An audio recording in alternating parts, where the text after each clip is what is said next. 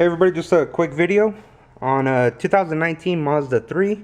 Just going to be replacing the air filter.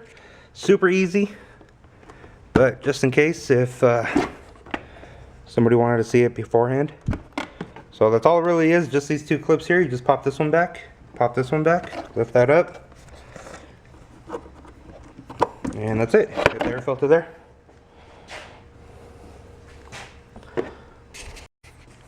Alright, so now we got the new air filter. Lift that up. Just going to slide it in, making sure that it sits flush with the edges here. And then you're going to make sure that these little tabs here fall back into place.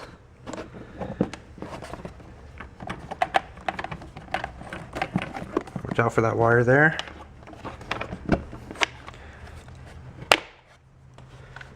And hit that. And that's it. You're all done. Thank you guys. Have a good day.